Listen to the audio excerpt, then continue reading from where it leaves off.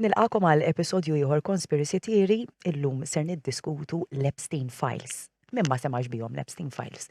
Fil-fatt bdejna nisimgħu sew bihom fl-2024, meta kien hemm Pat Bondi, l-Attorney General, illi ħarġet dak li jsejħulu the first phase of declassified files minħabba kas ċivili li kien hemm kontra Ghislaine Maxwell, illi kienet il-maħbuba ta' Jeffrey Epstein. U dan joħodna lura s-sena 2015 ġew illikjati 4500 paġna fuq dawn il-files u llum ħaniddiskutuhom naqra. Miegħi l-opinjonista Jeremy Camilleri. Kif inti? Jiena all right, jien literalment qed niskanta kif irnexxielek tikkonvinċini nixufu programm jismu Conspiracy Theory għax inkontrihom il-Conspiracy Theories ġeneralment. Imma għalik Conspiracy Theory x'inhi? Conspiracy Theory hija storja li xi ħadd jew għax kun jaqbillu jew għax forsi ma jkollux biżżejjed informazzjoni jivvinta u li tiġri mad-dinja kollha. Biss ikolli nammetti li hemm każi fejn il-Conspiracy Theory għaddi żmien u jibdew ħirġin il-fatti li ġaluk temmen li jisma' this was not a conspiracy theory, this was a cover-up. Mela nista' nagħmellek parentesi żgħira ħanejdlek minn fejn ġiet il-kelma Conspiracy Theory mill-qtil ta' John F. Kennedy. Dak kien hemm nies li kienu jafu minn qatlu biex jaħbu kollox għalawa li daw conspiracy theorists biex imbagħad għadda żmien u kellhom raġun. Il-terminu iva, però conspiracy theory jilhom minn żmien ir-Rumani, minn żmien ġifieri meta tara r-Rumani x'kienu jiktbu fuq il-Kartaġiniżi fuq l-edewwa tagħhom, ġifieri kien hemm ħafna. Ġifieri, però terminu iva, u pereżempju ta' JFK insemmejt ħaġa li jiena ma nemminx li l-affarijiet ġraw kif jgħidulna li ġraw. Ġifieri kun hemm ċertu conspiracy theories, ma tħol fil-fond, jew jgħaddi żmien jibdew ħirġin affarijiet li ġalok tistaqsi. U ta' Epstein huwa wieħed minnhom. U ta' Epstein l-arija li the cat is out of the bag, ġifieri id-dinja taf x'kienet jiġri u x'ma jiġrix. Però l-cover-up għadha fis-seħħ sal-lum il-ġurnata li probabbli, mhux probabbli, involut il-Gvern Amerikan sal-lum il-ġurnata meta int għandek il-President imsemmi ma nafx kemm il-darba fl-Epstein Files. Il-President kellu diversi kuntatti ma' Epstein. U meta il-pressure fuq l-Epstein Files jduru l-alleati tiegħu stess kontrih, għax Trump tela blajta, li ħajjagħmelhom pubbliċi, ivvinta gwerra fl-Iran. Dik conspiracy theory oħra, jien nemminha. Jien nemmen li l-gwerra fl-Iran hija diversion tactic. Alienazzjoni. Alienazzjoni bla dubju. Li ma naqbilx miegħek li inti għadt li bdiet fit-2000 aw fit-2020. Bdiet fit-2008 u dik le, mhux hekk. Bdew joħorġu il-paġni tal-aħħar sentejn. Però wieħed mill-iskandli kbar huwa li dak fit-2008 u di ħafna nies jisimgħu Epstein Files. Anki jien kelli battikata biex nipprova naqbad xemm għax tant hemm. Imma da għad nies li qed isegwu dal-programm. U jsegwu ħafna ġili jgħiduli. Fit-2008 kien hemm tifla ta' 14-il sena dit kelmet mal-ġenituri tagħha li kienet ġiet abbużata minn Epstein u da għamlu rapport, il-pulizija strange li ngħidilhom il-ġurnata ħadu l-passi, resquh, da kien jitħlilhom lil daw it-tfal jgħidulhom ismajja taħdem bħala messier, jagħmlu messaġġi mbagħad kienu kien hemm relazzjonijiet sesswali, eċetera, eċetera. Dal-pulizija bdew jipproċedu kontrih, sabu l fuq minn 30 akkuża fil-konfront tiegħu. L-Attorney General li huwa l-avukat tal-Istat għamel deal miegħu il-da Epstein li jekk jammetti fuq ġiex akkużi minn dawn l-għexieren ta' akkużi, jekk jammetti fuq dak il-ġiex akkużi, ma kienx ħajproċedu kontri jekk kien ħajħel tagħhom biss. U fil-fatt Epstein weħel xi jidir li 13-il xahar ġol ħabs joħroġ biex imur għax-xogħol. Ġda letteralment kemm jgħidu għax il-Colombia u Escobar kien ġo ħabs, da hekk kien. Da ta' parsija ġo ħabs. Li hemm stramba u minnaw jibdew jiġu mitmuwa u validati ċertu conspiracy theories. Dak l-Attorney General li għamel id-deal ma' Epstein qatt ma nforma lill-vittmi għax vittmi mbagħad bdew ħirġin ħafna aktar. Ġifieri inti meta il-Gvern l-Istat jagħmel deal ma' bniedem allegat li ħalla l-vittmi, dejjem jikkonsultaw mal-vittmi. Dal-każ ma sarx. Ironikament, dal-istess Attorney General li għamel did-deal moqżiża li laqqas jistgħu jfittxuh l-Epstein, ġda id-deal ta' protezzjoni. Da, mbagħad Trump għamlu il-Ministru, ma jsejħx Ministru l-Amerika, il-Ministru tal-labor li fost affarijiet oħra kellu responsabilità li jiġġieled il-human trafficking. Ara naqra wheels within wheels. U bad bekk nibda ngħid isma' ċertu conspiracy theories inti ma stax tarmija għax hija conspiracy theory. Inti tara x'fatti hemm u mbagħad trid tiddeċidi mill-fatti. Bil-Malti jgħidu meta ċaqċaq l-qampina ma ċaqċaqx għal xejn, u meta tibda tisma' ċertu għajdut, tajjeb li tevalwah. U inti dejjem, sakemm tasal għal fatt, dejjem tibda minn spekulazzjoni. U ta' Jeffrey Epstein kienu ilhom jinstemaw ċertu affarijiet u kienu ilhom jinstemaw ukoll ċertu involvimenti ta' nies diplomatiċi. Imma ħadd tal-la jbirek ma jieħu passi, sakemm ma kienx persuna illi beda jillikja dawn il-files. Stef, naf li s-suġġett huwa Epstein illum, imma jien ninsegwa ħafna. Jiena trabbejt l-Ingilterra kont tifel, u l-Ingilterra għandhom il-Jeffrey Epstein tagħhom ta' ġifieri. Ġifieri hemm bniedem jien meta kont tifel kont nadurah. Kien l-alla tiegħi kif jgħid il-Malti, Jimmy Savile. Dak kellu programm fuq television Jimmy Fix-It u kien DJ famuż. Ħaġa waħda ma' Prince Charles u mal-familja reali għamel ħafna xogħol tal-karità. Da wara mewtu sirna nafu li abbuża il-fuq minn 800 tifel u tifla. U ħadd ma għamel xejn. U fi żmien li kien jidher fuq television, tant kienu ħossu komdu l qatt ma ħajinqabad li jabbużhom fuq il-kamra u ħadd ma jinduna. Ħadd ma jinduna ġifieri da hemm video issibuh fuq YouTube is-segwax tiegħek jiru jiċċekkjaw. Jimmy Savile qed jippreżenta Top of the Pops, tiftakruh Top of the Pops. Hemm tfajla ma' ġembu, sejra hekk u diġi għax qed jaħtafa minn taħt waqt il-programm waqt li qed jiffilmjaw il-kameras. Allura nara xebħ enormi bejn il-każ ta' Epstein u l-każ ta' Savile. U ħajja neħdok lura l-Olanda. L-Olanda fi żmien l-imperu tal-monarchs kien hemm reġina.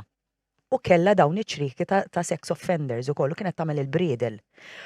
Lan kien li dejjem tiġbor in-nies diplomatiċi, ħafna drabi ngħidu forsi nofshom ma kienux ikunu jafu għalfejn sejrin. Biex jitilupjom ġo dan iċ-ċirku, biex jiġri x'jiġri, titretinjhom, tiblackmailhom. U sibt video, forsi x'darba nixxerjaħ ukoll ma' telespettaturi, tal-mara ta' wieħed mill-ministri tal-Olanda illi wara li ovvjament telqet il-żewġa, ħarġet tgħid x'kienu jagħmlu ġo dawn iċ-ċrieki. Ġifieri din hija trend bejn l-elites u ċertu nies ta' stoffa illi issiba kważi kull imkien. Jien, mela kif għadlek ta' Savile u Epstein hemm il-fatti issa. Però jien jekk li kelli nemmen conspiracy theory hija li hawn grupp ta' nies elit fid-dinja li huma l-fuq minn kull konsegwenza. Dik li Naqblu. aħna nsejħu la rule of law. Ir-rule of law ma toċċ għalihom. U dit tmur lura anki Gilles de Reggie li smajt bih. Dak kien nobli eroj tal-gwerra Franċiża ta' Joan of Arc, da qatel ma' 800 tifel u tifla. U l-istess ħadd ma kien jitkellem, da meta qabduh flok qatluh kif kien jagħmlu dak iż-żmien, sakruh ġodaru jidherli. U di ta' Epstein u Savile jien nistieden l-segwaċi tiegħek jitlu fuq il-YouTube u jfittxu il-Jimmy Savile. U l-abbuż li kien jagħmel kien jimmarkitjah fuq television. Milux ħadbat li program li konna nsegwu wkoll tfal l-Ingilterra jismu Rainbow. Kien ta' tfal, aħna Malta kellna Larry Shadin, aħna kellna Rainbow. U f'Rainbow tibda tara iċ-ċajt li jibdew jgħidu in-nies li ppreżentawh. Li huwa kollu sesswali. Kollu. U mhux ċajt sottili. U aħna bħala tfal ma konniex nifhmuh. Imma żgur li kienet jagħmilha kienet jieħu kick. Jien naf affarijiet mhux ħaniddeq ngħid. Il-bieraħ daqqejt lil-flawt intu, kemm ħadd pjaċir iddoq lil-flawt. Kollu, double intent. U dik hija xokkanti hu. Li meta tara li ċertu nies li jagħmlu Jimmy Savile wara mewtu ħarġet il-verità. Jibda miet minn konsegwenzi għamluh kavallier ser Jimmy Savile. Ġirt Epstein mhix ħaġa ġdida. Issa wara li ħarġu dawn l-affarijiet kollha li semmejt int fuq Epstein, taħseb li il-powers that be, bla bla bla, qed ifittxu l-verità. Le, hemm cover up anki issa. Iġveri Trump tela blajt għal ħaj jeħles l-Epstein files kollha fl-internet tagħhom u mar lura u stess minn fuq il-kelma tiegħu. Issa x'ġaħlu jmur lura, ma nafux nafu l-msemmi diversi drabi. Imma aħna spiċċajna. Fil-Kongress, meta kellek l-Attorney General li jista' keċċija Pam Bondi. Bil-vittmi waraja. Il-vittmi qed jgħidu minn xiex għaddew u li jista' biex issir ġustizzja se tinsiex, apparti li hu kien ġol ħabs u l-mara tiegħu daħat ma' weħel. Żgur. Ġifieri inti li tmur ma' minor ma jfissirx jien traffikant imma it's a crime. U daw qed jgħidu aħna ikkontattjajna lill-istat biex nagħtu x-xhieda tagħna u l-istat qatt ma bagħat għalihom. U hemm Congressman Democrat. Huma qegħdin fl-awla u qed jgħidulhom bagħtet għalikom l-Attorney General. U kollha qalu le. L-Attorney General laqqas indenjat ruħha daw vittmi. Stuprati. Laqqas indenjat ruħha dur tħares lehom. Ara kemm qegħdin hemm dawn biex jipproteġġu ċertu niesu. Hemm allegazzjonijiet ukoll li jgħidu li Jeffrey seta' kien qed jaħdem mas-CIA. Jien iktar iddoqli li kien forsi affiljat mal-Mossad, minħabba forsi li anke missier Ghislaine Robert Maxwell kien affiljat mal-Mossad, jgħidu wkoll li dak kien spija. U lan tiegħu kien li again jirropja ċertu nies ġo dan iċ-ċirku biex ikunu jistgħu jintużaw kontrihom. Jiena hekk imma għax di mhux ħaġa ġdida, di ġrat kemm il-darba. Jekk tara anke fil-Ġermanja Nazzista International Politics, dejjem użaw is-sess biex jiddominaw persuna, blackmailing, ġifieri mhix xi ħaġa li nqis farfetch ngħid l-impossibbli. M'hemmx fatti, m'hemmx provi. Però kieku kellek tgħidli Ġermi possibbli temmina di ngħidlek iva. Ġifieri, u meta tara l-cover-ups u l-wheels within wheels tibda tgħid fil-każ ta' Epstein fejn jitlu cover-ups kollox possibbli. Jien anki il-mod kif miet. Temmen li mejjed. Pereżempju, jien nemmen li mejjed. Hemm min jgħid u Jien ma nemmenx li mejjed pereżempju. nafx ħarġu ritratti ta' nies jixfu ħafna. Però jien naħseb li kieku da mhux mejjed plastic surgery, ma ħalli daqna biex mhux tara ritratti ta' nies veru jixbu. Jiġri dik għandi xettiku fuqha, jien aktar nemmen li qatluh. Jien aktar naħseb nemmen biex li qatluh u meta tara l-fatti tal-mewt tiegħu. Da suppost kien on suicide watch. Neħħewlu suicide watch ġurnata qabel ma miet. Minkejja ma kellu suicide watch, suppost il-guards kienu qed jiċċekkjawh kull nofsija. Ma ċċekkjawx, dak il-lejl qas iċċekkjaw darba. Mill-11 ta' bil-lejl sa 6 ta' filgħodu ħadd ma marita wallu. Tefgħuh mingħajr cellmate.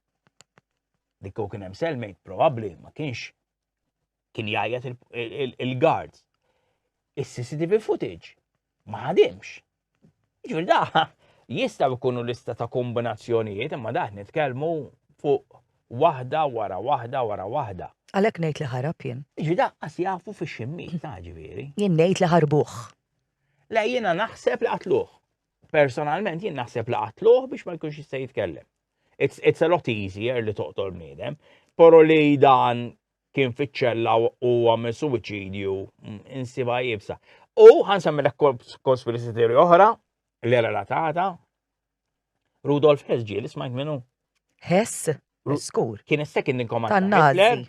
Raj ħarab dokumentarju. mill-Ġermanja biex jagħmel biex jirranġa l-Ingilterra u l-Ġermanja. U da għamel ħajtu ġo ħabs. Ġifieri da ma tinniżel arrestaw Scotland niżel jidherli. U li ma jafux ħafna minn nies li t-tabib tiegħu kien Malti. Ġifieri ġol ħabs. Il-psikjatra. Le, il-kolonel Ray Bencini.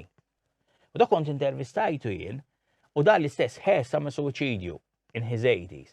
U da tabib qal ċarlu tont li da ma kienx jiflaħ jagħmel suicidju, ma kienx jiflaħ jitla fuq siġġu biex jitalla.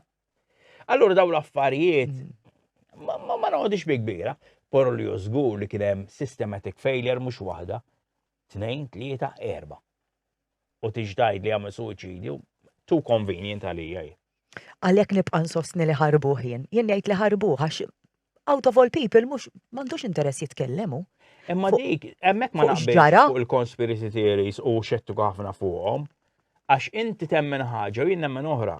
Imma provi fatwali. Imma tnej għandna raġun. Le, provi fatwali hemm li l-istorja mhijiex kif qalulna. Mela hemmhekk għandek biċċa conspiracy theory diġà. Imma mbagħad temmen x'temmen hija għall-individu. Bekk nipprova jien kemm jista' jkun inkun lejali lej il-fatti. Mhux hekk. Però f'dan il-każ il-fatti juru li hemm conspiracy kbira. Issa l-conspiracy nemmen jien dik li semmejtlek li hawn grupp ta' nies dinja li huma above kollu ġifri da. Parisem skandlu l-Ingilterra. Ma nafx tafx ta' Lord Mendelssohn. Da Lord Mendelssohn diplomat kbir Ingliż, ġifri da kellu relazzjoni sew ma' Epstein, ħarġu ritratti tiegħu dak il-qalzit ta' taħt abjad. Kieku ma nafx nagħmek u joħroġ ritratti għajek, ma insomma. U da wara daw l-affarijiet kollha baqa' jgħid li mhux ħati, eċetera, eċetera. Da kif Starmer, il-Prim Ministru tissa tal-Ingilterra, tefgħu envoy minn qiegħda xnejat Washington. Mbagħad ħarġu daw l-affarijiet u kellu jirriżenja, eċetera, eċetera. Issa ħarġet li da Lord Mendelssohn mis-security clearance tal-Foreign Office m'għaddix. Ġda qalulhom, isma' da hemm problema, da ma jgħaddix. U għamluh xorta. Issa ħareġ il-Prim Ministru tal-Ingilterra jgħid jien li m'għaddix ħadd ma qal li ma kontx naf. Ara x'taħwit ta' Ħafna. biex daw in-nies u in-nies li kellhom irbit ma' Epstein fenomenali, il-każ ta' Prince Andrew pereżempju. Prince Andrew da ċaħat kemm il-darba u għalli ħbieb il-mara tiegħu l-eks mara tiegħu l-istess ma' Epstein u tiddiskuti t-tfal li kienu minors miegħu. Il-laħwa tiegħi, inkredibbli, u da Andrew għamel intervista bl-aktar mod pastas ċaħat li kellu xi relazzjoni. Dan nitkellmu higher circus. Jimmy Savile kien ħaġa waħda ma' Prince Charles. Daw ikunu nies li dejjar jimxu fis-soċjetà. Taħseb illi kien il-ħaruf tas-sagrifiċċju ma at the end of the day Epstein? Le, kien elusent. Ġifieri naħseb ma kienx il-ħaruf tas-sagrifiċċju, anzi jien nemmen li hu kien wieħed mill-imħuħ. Frontliner. Jien hekk naħseb. Għax huwa parti li kien isib daw il-miners, da bażikament għax għażannija, da kien isib it-tfal biex imorru jipprostituxxu ruħhom ma' nies importanti. Ghislaine kienet l-iktar li tagħmel il-produzzjoni. Eċetera. Però hu wkoll kien pervertit ukoll, ġifieri hu kien imur ma' tfal ukoll, kien imur ma' nies taħt l-età. U ġifieri ma naħsebx li kien ħaruf tas-sagrifiċċju, jien naħseb li kien a very important cog in the wheel li meta splodew l-affarijiet, u mbagħad ovvjament raw żejjed. Nixtieq ngħid u nixtieq ngħaddi messaġġ importanti ħafna. Data Epstein ħafna mill-affarijiet ħarġu għax tkellmu l-vittmi. U tkellmu l-vittmi snin wara. U nixtieq nagħmel appell għax Malta għandna dal-vizzju li xi kultant meta titkellem mara li tkun vittma mhux mara biss, anke raġel ħafna drabi n-nisa. Tara li ħafna min-nies jisom jippruvaw jitfgħu t-tort fuq il-mara. Għalfejn ma tkellimx qabel, għalfejn titkellem issa, għalfejn. Għax mhux faċli. U meta xi ħadd jallega abbuż sesswali, ma nistgħux ninjoraw il-fatt u nippruvaw nagħtu t-tort lilhom għax dan il-każ hekk ġara. Jiġifieri hemm dik li għamlet l-akkuża ta' kontra Prince Andrew. Kif spiċċat ħajjitha? Għamlet suwiċidju għax ma felħiex bil-pressure bl-attakki li kellha. Imma insomma. U x'taħseb illi hu l-irbit li għandu Trump ma' Epstein? No, Trump ħaġa waħda Epstein u Trump jekk tara l-affarijiet li ħareġ dejjem gidba wara l-ora fil-bidu qal li qatt ma kellu konnessjonijiet miegħu mbagħad ħareġ dak il-video ta' Trump fej Epstein ġo parti u Trump jusejjerek jipponta lejn in-nisa u qallu xi ħaġa fuq in-nisa lil Epstein. Jiġifieri dik ħarġet ċara. Li mar kemm il-darba għandu ħarġet ċara wkoll. U l-ikbar ħaġa li hija misteru għalija kif filli Trump beda ħanippubblika l-files, eċetera, eċetera, u issa f'daqqa waħda qed jgħidu biex jipproteġu l-vittma, isma' di biex jipproteġu l-vittma, ċertu affarijiet ma jħorġux. Però mbagħad l-Attorney General ħarġu dokumenti li jsemma l-vittma. U motti l-persuna li allegatament għamel l-abbuż, redacted. Li naf żgur huwa li Trump filli kien viċin ħafna ma' Epstein. Kien viċin ħafna. Badda waħda beda jipprova. Ġildu għax iġġieldu fuq real estate. Iġir da letteralment għandek Trump kien ħaġa waħda Epstein. U mbagħad kellhom clash fuq real estate. Bażikament kien hemm xi proprjetari tixtija Trump u xtra Epstein xi ħaġa hekk. U ġildu mbagħad spiċċaw open war, ġifieri. Però iktar hemm messaġġi hemm anke indikazzjoni li Epstein kiteb fuq Trump speċi jisma' da mhux ħajitkellem. Għax inti ma tkunx taf x'affarijiet ikollhom fuq xulxin hu. Imma li jiġi illum il-ġurnata insa il-laqat li kellu Trump ma' Epstein kemm kienu ħbieb, il-mod kif aġixxa kemm ilu li kellu l-poter f'idejhu. Fil-fatt Trump kien innega li kien jaf bihom daw l-affarijiet fit-2019. Imma mbagħad skont ir-rapporti issa din is-sena ħareġ li dak kien jaf all out kien qed jiġri dejjem. Ma kemm il-darba fil-fajl. Fuq xi semma mhux dejjem inkunu nafu ġew redacted. Ħafna. U l-weda tiegħu kien dal-files jagħmilhom public. Għal xi raġuni jew oħra, da ġifieri da saqal li ma jagħmel xejn public u mbagħadderu kontri n-nies ta' miegħu ġifieri inti għandek Marjorie Taylor Greene, irriżenjat dik tagħmel kongress. Għandek Alex Jones, daw il-conspiracy theories li huma right wing favur Trump.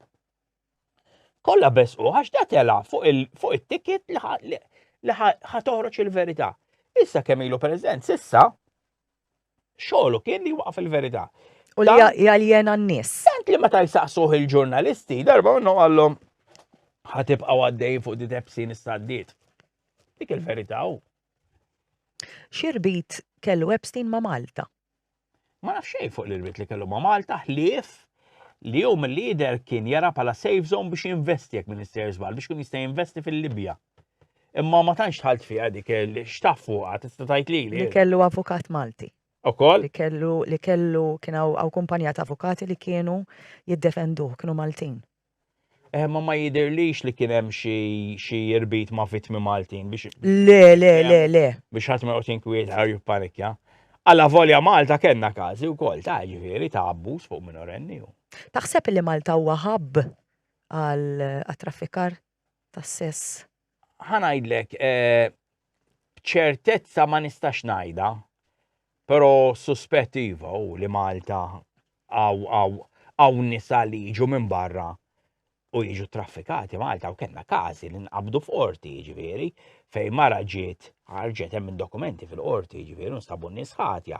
Ġiet hawnhekk wedura ħa taħdem ta' waiter, ħadura l-passaport u dispiċċat trid tmur ma' 7 tirġiel kuljum. Dak fatt hemm in-nies il-ħabs sakemm ma ħarġux. Ġifieri aħna Malta aħna parti mid-dinja. Il-problema li għandna Malta xi kultant li ċertu affarijiet qisna naċċettawhom bħala a way of life. Pereżempju, min fin-90s ma kienx ħares li r-Russi pereżempju lejn nisa Russi bħala prostituti strippers. Ġifieri fin-90s jekk issemmi mara Russa jgħidulek jew prostituti jew stripper għax tant kien hawn. Ma naħsebx li kienu għaw kollha b'mezz legali, imma dawk ma tantx nattakkawhom, mbagħad x'indjan tal-bol dak mbagħad nagħmlu fernesija fuq għax qed imma insomma, dik il-kultura tagħna sfortunatament xi kultant. X'taħseb fuq il-personalitajiet li ġew maqtula minħabba li pruvaw jikxfu xi ħaġa fuq Epstein, pereżempju waħda mill-aħħar telefonati li kellu Michael Jackson qabel għamel suicidju, għax anka dik għandi dubju fuqha jiena, imma da ma trix tmur università biex tkun taf li n-nies illi jippruvaw jitkellmu jeħilsu minnhom. Għadna kemm edna l-istess ħaġa fuq Epstein. Ma Michael Jackson, issa semmejt li Michael Jackson mhux l-aktar source reliable ta' persuna li huwa kontra dat tip ta' abbużi. Michael Jackson literalment ħallas il-flus biex ma jipproċedux kontrih. ċert imma. Mela 100% li ħallas il-flus biex ma jipproċedux kontrih Michael Jackson. Ġifieri jista' jkun li Michael Jackson kien fall guy ukoll għax kienet easy għax kien weirdu hekk. Imma Michael Jackson kellu l-iskeletri fil-closet tiegħu. Imma lil minn Epstein, l-istorja tal-libna li kien hemm diversi nies li m'għandna ġew biex jikxfu naqtlu. Ġifieri hemm diversi każi tista' stemmihom. Ġifieri meta nara dil-conspiracy u kemm tista' tweġġa' nies li għandhom flus u saħħa u poter, m'għandix bi kbira hu. Ġifieri da inqatlu nies fuq ħafna inqas. Hu kif taħdem il-mafja, kemm inqatlu nies informers li kienu ħajkunu informers. Di hija klikka, hija kabal, fl-opinjoni tiegħi ikbar mill-mafja. The way forward issa hu għandek il-files, l-evidenza kollha qegħdin għand l-awtoritajiet kemm vera jipproċedu kontra dak li hemm imniżżel. Ara jien li nemmen li issa fejn jidħol politikament il-pressure fuq il-gvern tanti kbira fl-Amerika li jisu għandu l-onus li jirlisi dal-files. That being said, qed jagħmel minn kollox biex jirreżisti biex jiġu release dawn il-files, inkluż kif għadlek x'naħseb jien diversion tactics l-emmulaw. Il-problema li nara fl-Amerika li aħna semmejna ħafna l-Trump. Il-kwistjoni tal-Epstein Files ma titfax it-tort jew l-ħtija jew l-association ma' Republicans biss. Mhux Hemm hekk. diversi Democrats li ħarġet li kienu jkunu fuq il-gżira fosthom Bill Clinton, per eżempju. Ġifieri kemm ma toroċ il-verità kompluta sfortunatament minkejja l-pressure kollu li qed isir. Ku kelli, I'm not a betting man, imma ku kelli nilaf il-flus ma nilafx li għad toħroġ il-verità kollha. U ġrat kemm il-darba fil-passat li l-verità kollha tibqa' misteru. Grazzi ħafna Jeremy tal-li kont miegħi llum u inti li qed issegwina għadek taħseb illi il-każ ta' Jeffrey Epstein huwa conspiracy theory?